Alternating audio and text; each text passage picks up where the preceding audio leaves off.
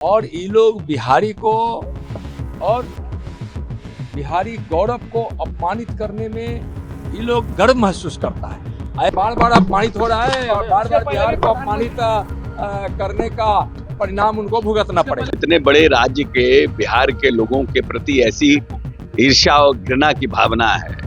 B से बुद्धा भी तो होता है। तो दुर्भाग्यपूर्ण है और बिहारियों का इस तरह से अपमान, इसकी जवाब अब पूरा देश देगा। देखिए, ये लोग संविधान विरोधी हैं, ये देशद्रोही हैं और देशद्रोही लोगों को सम्मान से और प्रेम की भाषा नहीं, ये जिस भाषा में समझता है, जिस तरह की भाषा का उपयोग करता है, इसको कानून के द्वारा उस भाषा पर कार्रवाई होनी चाहिए। ऐसे मानसिकता पर ब्रेक लगनी चाहिए। कांग्रेस के देश भर के नेता और आरजेडी के बिहार के सभी नेता को बिहारियों के अपमान में मजा आता है और ये लोग बिहारी को और बिहारी गौरव को अपमानित करने में ये लोग गर्व महसूस करता है। ऐसे लोगों को जो बिहार के स्वाभिमान पर और बिहार के लोगों को ठेस पहुंचाने का काम करते हैं, बिहार की जनता उनको सबक सिखाएगी। क्या राहुल गांधी को तेज यादव को इस पर बोलना चाहिए, सफाई देना चाहिए?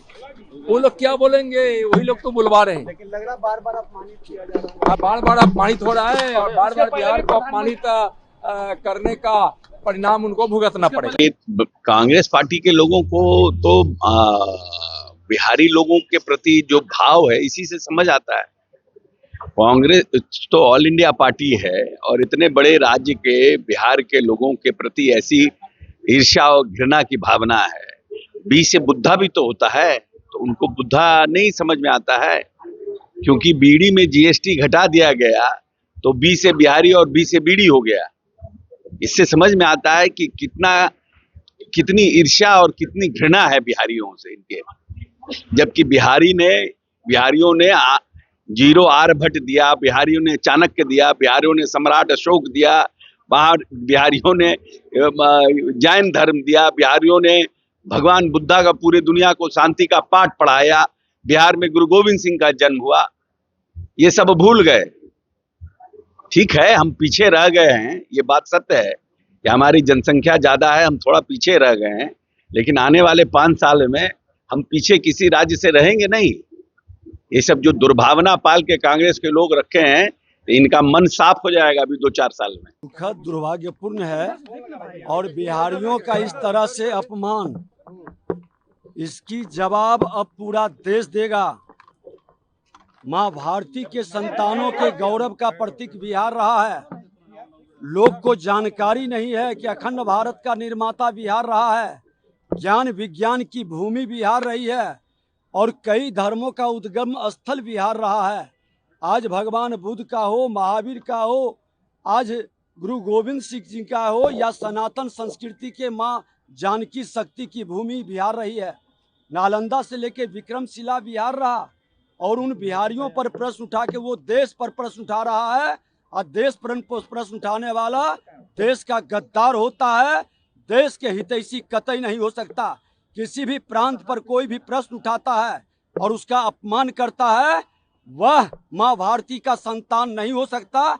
ऐसे लोग सजा के हकदार है, कार्रवाई होनी चाहिए। लगातार इस तरीके की टिप्पणी कहते हैं, कभी प्रधानमंत्री की मां पर और बिहारी पर लगातार बिहारियों को अपमानित किया जाता है। देखिए, ये लोग संविधान विरोधी हैं, ये देशद्रोही हैं और देशद्रोही लोगों को सम्मान से और प्रेम की भाषा नहीं, ये जिस भाषा में समझता है, जिस तरह की भाषा का उपयोग करता है, इसको कानून के द्वारा उस भाषा पर कार्रवाई होनी चाहिए।